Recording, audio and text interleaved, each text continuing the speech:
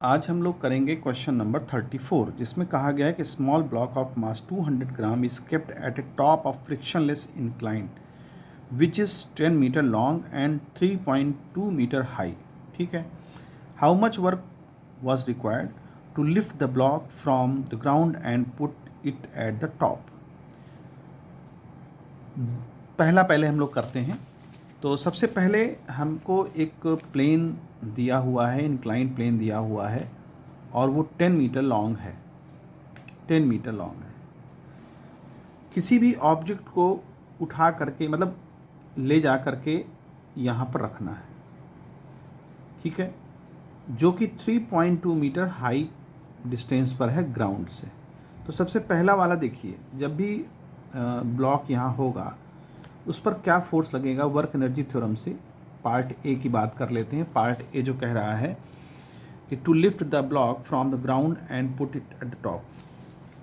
तो देखिए work energy theorem क्या कहती है कि work done by all forces equal to change in kinetic energy.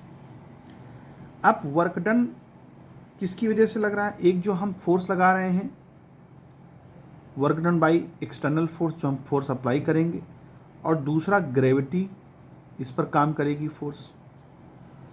और ग्रेविटी फोर्स क्या होती है? कंजर्वेटिव फोर्स होता है। अब देखिए चेंज इन काइनेटिक एनर्जी क्या हो जाएगा? जीरो। क्यों? इनिशियली यहीं रखा था, मान लीजिए कहीं पे रखा हो इनिशियली, और उठा करके यहाँ रख दिया, तो इनिशियल भी स्पीड जीरो होती है और फाइनली जब रख दिया तब भी स्पीड जीरो, यानी कि इनिशियल और फाइनल दोनों ही स्पीड जीरो है। यहाँ पर वैल्यू जीरो। अब वर्क डन जो करना पड़ रहा है फोर्स की वजह से, और mg जो है वो होता है कंजर्वेटिव फोर्स। हम जानते हैं कि ये डेल्टा यू के इक्वल होता है। तो वर्क डन जो फोर्स हो गया, work done by the force हो गया, वो चेंज इन पोटेंशियल एनर्जी के हो गया। अगर इसको ग्राउंड लेवल मानते हैं तो इनिशियली वो जीरो पे था और फाइनली वो क्या हो गया? यहाँ पे आ गया। तो फाइनल माइनस इनिशियल, तो फाइनल हमारी हो जाएगी mgh और इनिशियली वो ज़ीरो मान लेते हैं। मास हमको दे रखा है क्वेश्चन में, हमको मास दिया हुआ है 200 ग्राम, तो 0.2 हो जाएगा और g की वैल्यू 10 ले लीजिए और हाइट है 3.2। तो यहाँ से अगर हम ये डेसिमल हटाते हैं तो 3 टू जा 4 और 2 3 जा 6, यानी 6.4 जूल एनर्जी आ जाएगी इसको ऊपर उठाने में। तो ये तो हो गया पहला ऑप्शन।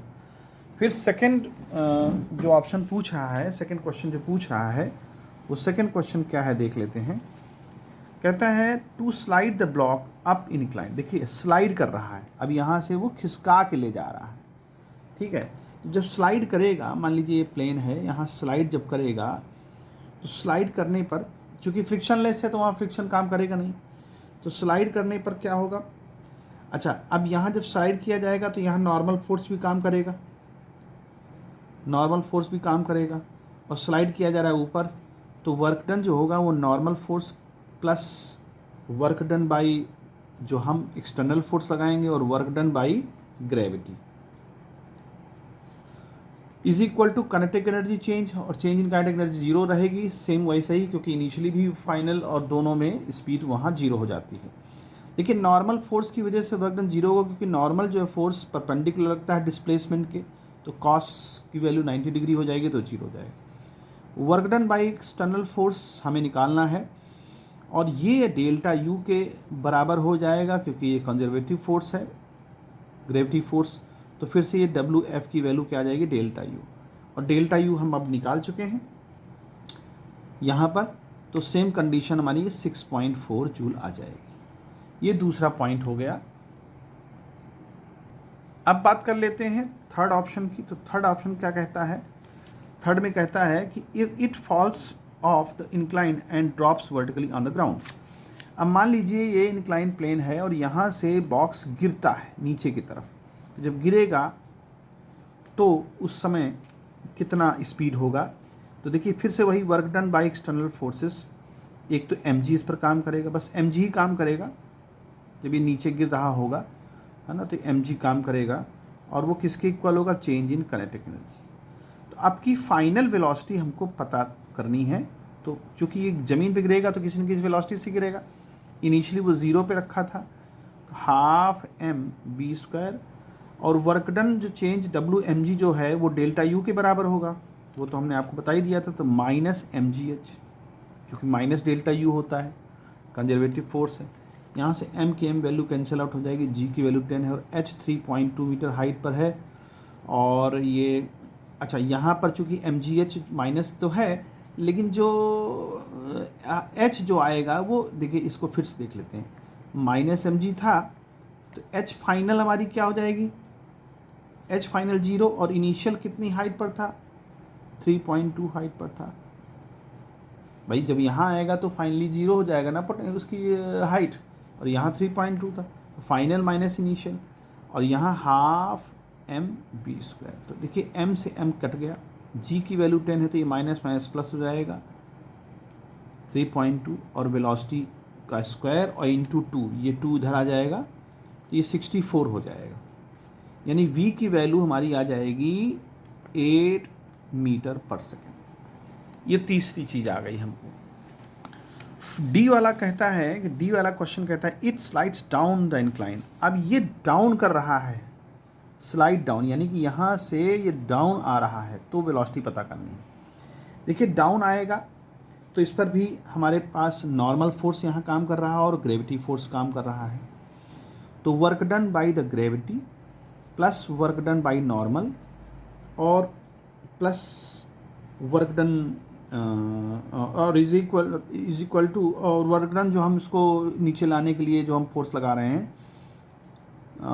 उसको हम लिख लेते हैं WF और इज इक्वल टू 0, क्योंकि यहाँ पर इनिशियली 0 स्पीड पे थे और यहाँ आएगा तब भी 0 स्पीड रहेगी, तो यहाँ टोटल एनर्जी काइनेटिक 0 हो जाएगी। ग्रेविटी वही डेल्टा यू आएगा और नॉर्मल फोर्स की वजह से फोर्स 0 होगा, और प्लस एक्सटर्नल फोर्स यहाँ पर अच्छा सॉरी, यहाँ काइनेटिक एनर्जी 0 नहीं होगी, इनिशियल 0 होगी, लेकिन फाइनल तो कुछ होगी ना, तो फाइनल माइनस इनिशियल, सॉरी। अच्छा, एक्सटर्नल फोर्स वहाँ लगना नहीं है क्योंकि हमने उसको लुढ़का दिया धीरे से, तो वो ग्रेविटी की वजह से 0 मतलब नीचे आ जाएगा। तो यहाँ work done by external force भी यहाँ 0 लेंगे चलेंगे। तो यहाँ केवल 2 ही फोर्स काम करेंगे, एक ग्रेविटी की वजह से, एक नॉर्मल की वजह से वर्क डन लगेगा। अब work done by gravity conservative है माइनस डेल्टा यू, तो mg और h2 माइनस h1 वही चेंज इन हाइट, और ये आपका रहेगा काइनेटिक एनर्जी हाफ mv², तो यहाँ हाफ mv² कर देते हैं। मास से मास कैंसिल हो जाएगा, 2 उधर चला जाएगा, 2 इंटू जी की वैल्यू 10 है, और h2 क्या है, फाइनल क्या है, फाइनल है हमारी 3.2, फाइनल हमारी है 3.2, और वैसे भी इसको हम लोग निकाल चुके हैं तो यहाँ की ज़रूरत नहीं। देखिए यहाँ पर हम लोग निकाला था, ये माइनस mgh निकाला था ना, ये चीज़, तो ये 64 यहाँ आ ही जाएगा, m से m कैंसिल आउट हो करके ये 64 आ ही जाएगा। भाई माइनस अंदर और माइनस बाहर, अंदर से निकलेगा। यहाँ देखिए ये वाला हमने सॉल्व किया था ना, तो एक माइनस अंदर से निकलेगा और एक माइनस बाहर है, तो ये आ जाएगा हमारा 64 ही आ जाएगा सेम, इंटू v², जब 2 का इधर मल्टीप्लाई हो करके 60, यानी v की वैल्यू फाइनली फिर से 8 आ जाएगी।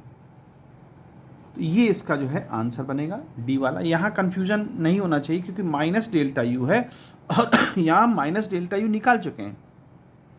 ये जो WMG था ये माइनस डेल्टा यू के इक्वल होगा और इसकी वैल्यू हम निकाल चुके हैं, तो प्लस में आएगा। तो यहाँ ज़्यादा सोचने की ज़रूरत नहीं, डायरेक्ट हम यहाँ लगा सकते हैं। तो इस तरह से इस क्वेश्चन को सॉल्व